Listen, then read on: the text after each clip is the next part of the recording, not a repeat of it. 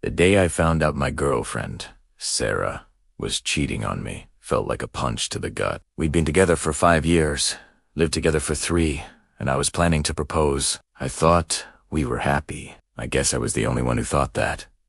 It all started subtly. She was working late more often, glued to her phone, smiling at texts that she'd quickly hide if I walked into the room. When I'd ask who she was texting, she'd just wave it off. Oh, just work stuff? Or it's just my friend, Jessica. I'm not a jealous person by nature, so I trusted her. I wanted to trust her. But the late nights turned into entire weekends away for work conferences that. Primera cold NET.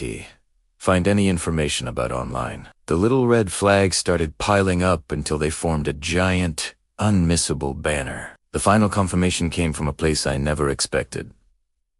Our shared tablet. She'd forgotten to log out of her social media account. And there it was. Messages between her and a guy from her office, Mark. They weren't just flirty. They were detailed. They talked about their dates, the weekends they spent together, and they even made fun of me. They called me naive, a pushover, too nice for my own good. Mark joked that I was probably at home waiting for her like a lost puppy. And Sarah's reply, "He is. He wouldn't know what to do without me." That sentence broke something inside me. It wasn't just the cheating. It was the complete and utter disrespect. The idea that she saw my kindness as weakness, my love as a chain she could yank anytime she wanted. I closed the tablet, my hands shaking. For a few hours, I was just numb. Then, the numbness turned into a cold, hard anger. She thought I was weak.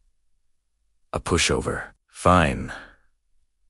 I'd show her just how weak I could be, but I wasn't going to explode. I wasn't going to scream and shout. That's what she would expect. No, my revenge had to be smarter, more calculated. It had to hit her where she'd feel it the most. See, Sarah and I had built a life together. We had a shared apartment, joint bank accounts for bills, and a whole circle of mutual friends. She had woven her life so tightly into mine that she thought I was trapped. She never considered that I was the one holding most of the strings. The first step was financial.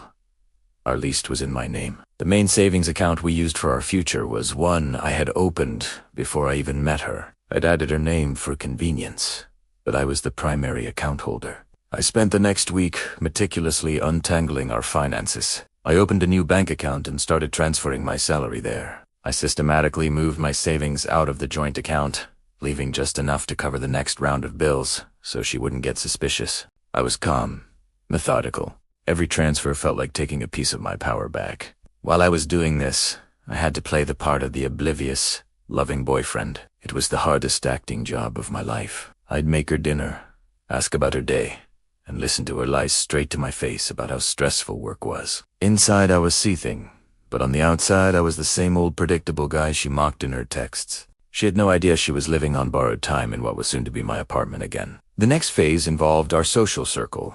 Sarah loved being the center of attention. She'd built up this image of us as the perfect couple. I decided it was time to tear that image down, but not with my own hands. I started confiding in a few of our closest, most trusted friends. I didn't vent or trash talk Sarah. I just presented the facts. I calmly showed 2 of my best friends, who were also friends with her, the messages. I didn't have to say a word. Their faces said it all. Shock, then disgust. They were angry for me, and they wanted to confront her immediately, but I asked them to wait. The timing has to be perfect, I told them. My plan wasn't just about exposing her. It was about leaving her with absolutely nothing to fall back on. The D-Day, or as I like to call it, the eviction, was a Friday. Sarah had told me she was going on another work retreat for the weekend. I knew exactly where she was going. A cozy little cabin upstate with Mark. She even had the audacity to kiss me goodbye and say, "I'll miss you so much." I just smiled and said, "Have a great time. Be safe." The moment her car pulled out of the driveway, Operation Freedom began. I had friends come over. We didn't throw a party. We staged a move. We carefully packed every single one of Sarah's belongings into boxers. Clothes, shoes, makeup, her favorite mugs. The photos of us, she had framed everything. We were efficient, like a professional moving crew. By Saturday afternoon, her entire existence had been erased from the apartment. Her stuff was neatly stacked in a storage unit ID rented for 1 month under her name. Then came the final touches. I changed the locks on the apartment door. I went to the bank and had her name officially removed from the joint account, which was now nearly empty anyway. I drafted an email. It was short, professional, and cold. It read, "Sarah, your belongings have been moved to a storage unit. Here is the address, the unit number, and the key is with the front desk. The first month is paid for. The locks on the apartment have been changed. The joint account has been closed. I know about you and Mark. I hope it was worth it. Do not contact me again." I attached a few screenshots of her most damning messages to Mark, just so there was no confusion. Then, I sent it, and I blocked her number, her social media, everything. Total radio silence. Sunday evening rolled around. I was sitting in my now much more spacious living room, feeling a strange sense of calm. Around 8 p.m., my phone started buzzing with calls from unknown numbers. Then texts from her friends, her mom. I ignored them all. I knew she was back. I pictured her standing outside the apartment, her key not working, reading my email on her phone. The perfect life she thought she had. The safety net she took for granted. All gone in one weekend. One of our mutual friends later told me what happened. Sarah had a complete meltdown. She called him, screaming and crying. Unable to believe what I'd done. She tried to play the victim, saying I had thrown her out on the street. But my friend, who knew the truth, just said, "What did you expect, Sarah? You cheated, you lied, and you mocked him." He just finally stood up for himself. Apparently, she went to stay with Mark. But their little fantasy romance didn't survive the collision with reality. He wasn't prepared to deal with her baggage, literally and figuratively.